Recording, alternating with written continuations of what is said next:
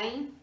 Na aula de hoje, a gente vai finalmente terminar o capítulo 10 do nosso livro de biologia. A gente começou a falar sobre a estrutura núcleo, a gente falou sobre a molécula de DNA, como ela foi descoberta, qual é a estrutura da molécula de DNA, como que ela se replica, e a gente falou sobre a síntese de proteínas, ou seja, como que a molécula de DNA ela é interpretada pela célula. Certo? Na aula de hoje a gente vai falar sobre mutações e clonagem. Então fica atento a essa ou atenta a essa videoaula e não esqueça de fazer a atividade relacionada.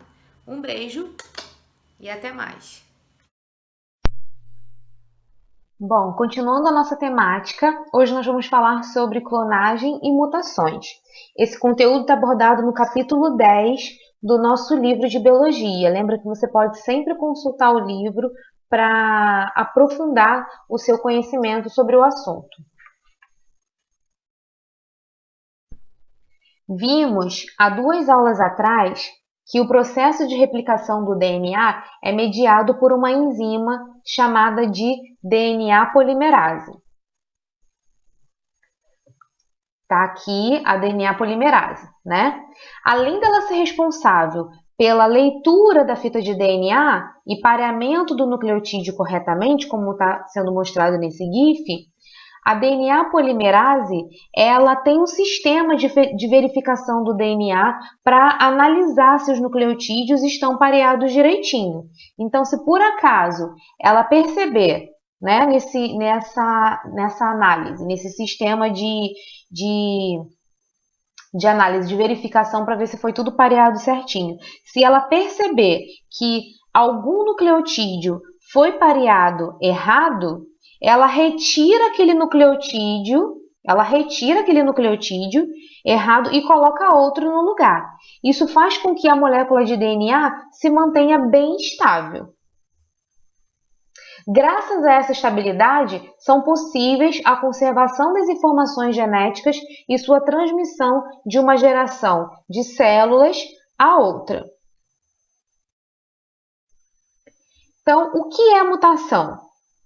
Mutação é qualquer modificação que afeta a sequência de nucleotídeos do DNA. Se a modificação ocorrer nos gametas, que são as células especializadas na reprodução, também chamadas de células germinativas, nos animais, os gametas são o espermatozoide e o óvulo, a mutação será transmitida aos descendentes. Se essa modificação ocorrer em células somáticas, que é qualquer outro tipo de célula que a gente tem no nosso corpo que não está relacionada à reprodução, por exemplo, as células do nosso epitélio, as células que revestem o estômago, os neurônios, as células que circulam no nosso sangue para transportar nutrientes e oxigênio. Tá? Se essa mutação ocorrer nessas células, que são chamadas de células somáticas, então ela não será herdável, essa mutação. As mutações podem ser espontâneas, quando ocorrem a partir de erros no emparelhamento das bases ao longo do processo de duplicação, apesar da DNA polimerase ser muito eficiente no seu mecanismo de reparo, alguns erros podem permanecer, tá? Ou as mutações podem ser induzidas quando são provocadas por fenômenos externos, como a radiação ou a ação de medicamentos. Esses agentes externos capazes de provocar mutações são chamados agentes mutagênicos, agentes ou fatores mutagênicos. Tá? Uma mutação pode ou não causar algum efeito na vida do organismo. Quando ela não provoca nenhum impacto sobre as chances de sobrevivência do organismo, então ela é uma mutação neutra.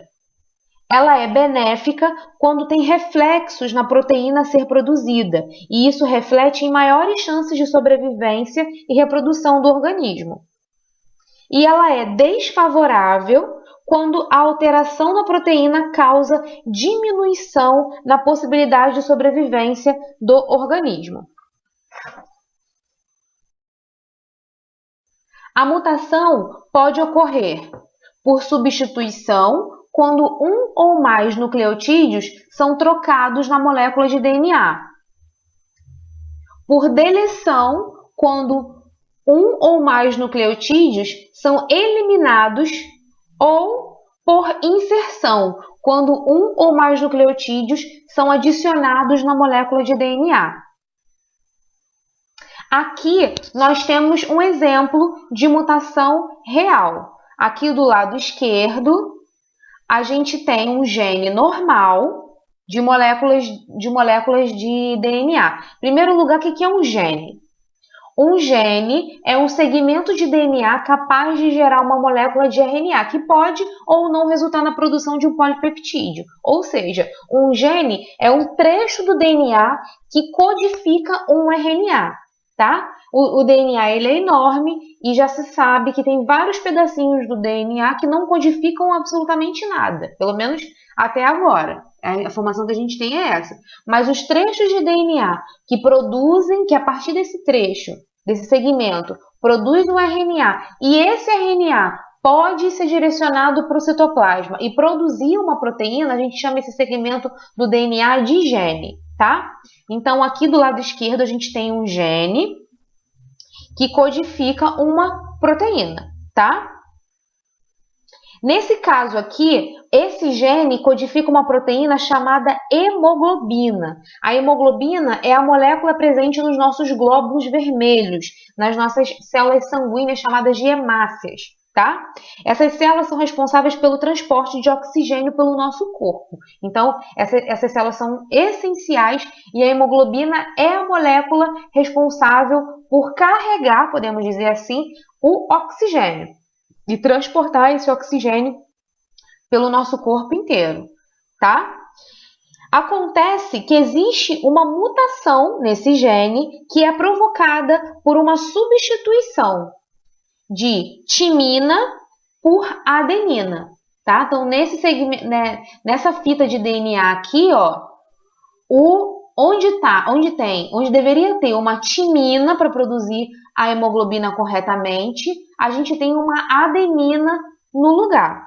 Tudo bem?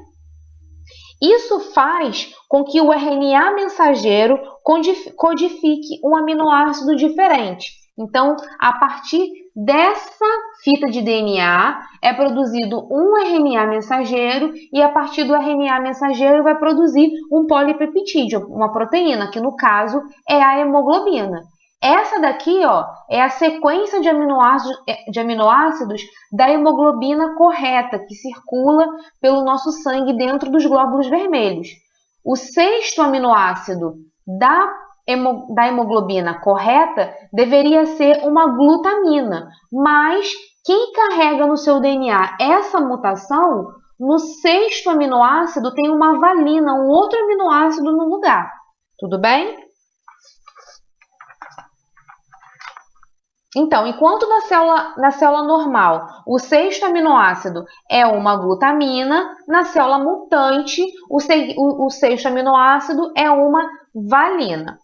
Em função disso, as hemácias que possuem essa hemoglobina alterada tendem a se deformar, assumindo esse formato de foice, caracterizado pela doença.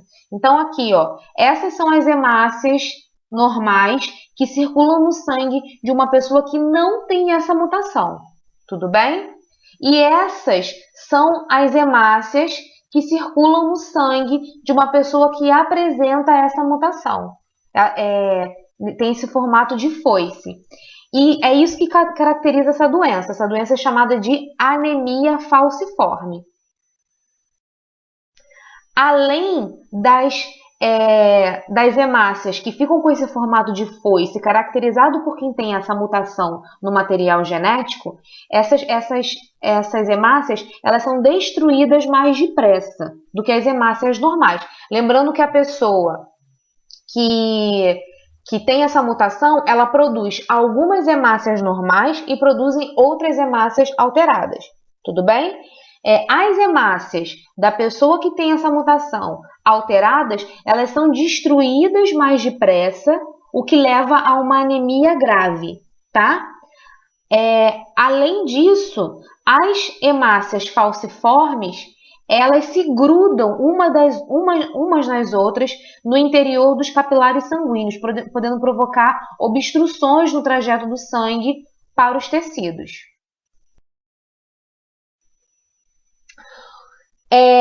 Então, vamos falar agora sobre clonagem. Os clones são indivíduos geneticamente iguais entre si. Bactérias que se reproduzem de forma assexuada são geneticamente iguais. A gente já falou sobre isso algumas vezes, né? Logo, uma bactéria é clone da outra. Então, no processo de reprodução assexual das bactérias, né, ela simplesmente duplica o material genético, se divide em duas e dá origem a duas células filhas geneticamente iguais. Então, essas células são um clone da outra, porque elas são geneticamente iguais.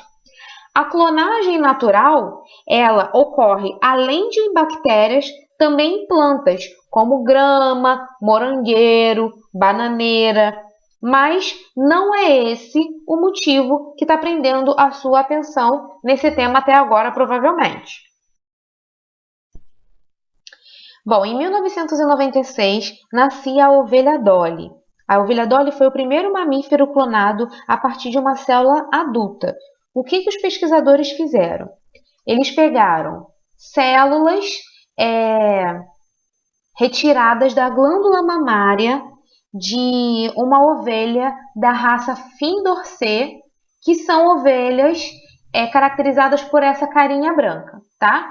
Pegaram essas células retiradas da glândula mamária dessa ovelha, tiraram o núcleo dessa célula e deixaram reservadinho no meio de cultura.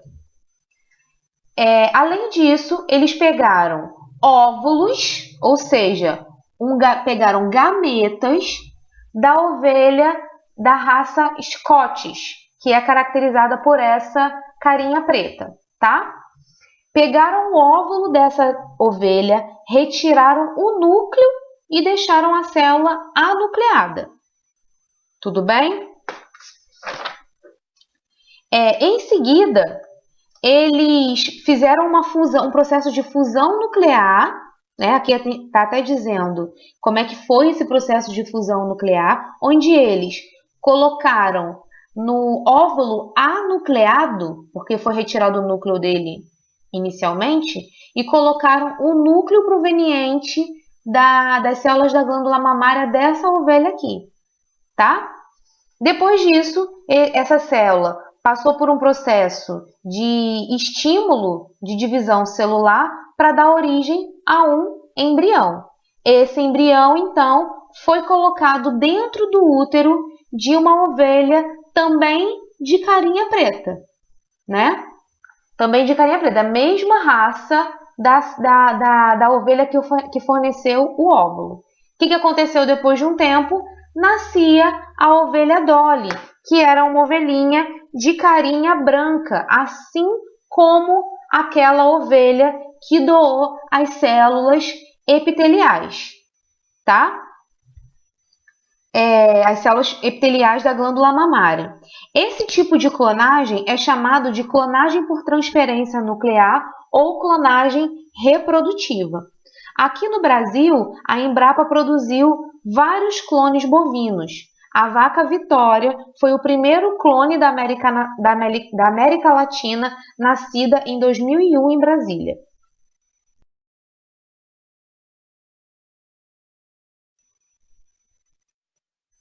Bom, vamos falar agora sobre as aplicações da clonagem.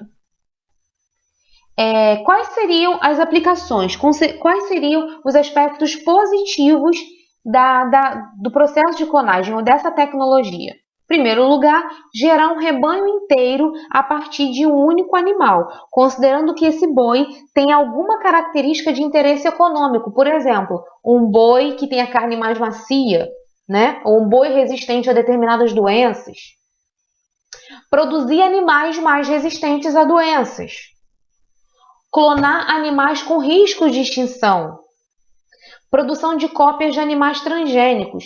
Os animais transgênicos são animais portadores de genes de outros animais. transplante de órgãos de animais geneticamente modificados, o que diminuiria a fila do transplante de órgãos. Agora, quais seriam os problemas dessa tecnologia? Antes de mais nada, precisamos falar sobre clonagem terapêutica, que é feita a partir do uso de células-tronco embrionárias, que são células retiradas do embrião com poucos dias de desenvolvimento. Então, uma vez que ocorre a fecundação, uma vez que o espermatozoide fecundou o óvulo, dali a alguns dias, essa célula originada a partir da fecundação, chamada de zigoto, ela entra em sucessivos processos de divisões celulares, até que depois de alguns dias o embrião chega nessa fase chamada de blastocisto, tá? Essas células embrionárias, elas têm capacidade de se dividir e originar todos os tecidos de um organismo. Lembrando que esse aglomerado de células vai dar origem a um indivíduo inteiro, né? Então, essas células, elas podem, quando elas são utilizadas nesse tipo de tratamento, nesse tipo de tecnologia, elas poderiam, de forma teórica, originar qualquer tecido que o paciente precisasse naquele momento, tá? Essas células podem ser aproveitadas de embriões que seriam descartados por clínicas de fertilização. O que as clínicas de fertilização fazem? Quando a pessoa está interessada em ter um filho e ela não consegue fazer isso de maneira natural, por diversos motivos, né? A clínica de fertilização, ela coleta espermatozoide e óvulo, ou das pessoas interessadas em ter um filho, ou então de doadores, né? Ela produz diversos embriões, alguns desses embriões são implantados na mulher que está interessada em ter um filho, outros ficam congelados. Às vezes, pode ser que a mulher ela queira que aqueles embriões fiquem armazenados para no futuro ela poder engravidar novamente, ou não, ela pode simplesmente pedir para descartar, tá? E aí esses embriões que iriam para o descarte são de interesse de diversos pesquisadores para serem utilizados nessas pesquisas sobre clonagem terapêutica, tá? Além disso, a clonagem terapêutica também pode utilizar células-tronco de organismos adultos, que não são tão eficientes quanto tão diferenciáveis, né? Quanto as células-tronco embrionárias, mas elas podem ser recolhidas do indivíduo, do paciente, e serem utilizados no próprio paciente. Tá? Uma vez diferenciados naquele tecido de interesse, ele pode ser colocado no próprio paciente. E essas células são retiradas da medula óssea. O objetivo dessa técnica não é a formação de novos indivíduos, e sim produzir órgãos para transplante, para o tratamento de diabetes, para o mal de Parkinson, para o tratamento do câncer, mal de Alzheimer, enfim. São várias doenças que acometem a população humana, em que os cientistas têm interesse de pesquisar tratamento utilizando células-tronco embrionárias e fazer clonagem para isso, tá? O impasse desse projeto é que nem todos os países aceitam clonagem de embriões humanos, mesmo que para fins terapêuticos. Embora algumas pessoas achem que os embriões sejam apenas um aglomerado de células, outras pessoas pensam que eles devem sim ser considerados seres humanos, tá? Deixo aí para vocês a reflexão se as células-tronco já são ou não são seres humanos, né? Aqui está a fase de blastocisto, que é essa fase que o embrião é utilizado utilizado na pesquisa da clonagem terapêutica. De qualquer forma, toda a sociedade deve estar bem informada para contribuir na tomada de decisões para essas discussões ou sobre outras discussões a respeito da ciência, né? Bom, essa foi a bibliografia utilizada para elaborar essa aula. Eu não sei se eu já comentei no vídeo anterior, mas a gente vai ter sempre essa bibliografia, sempre vai ter um slidezinho para falar da bibliografia, tá?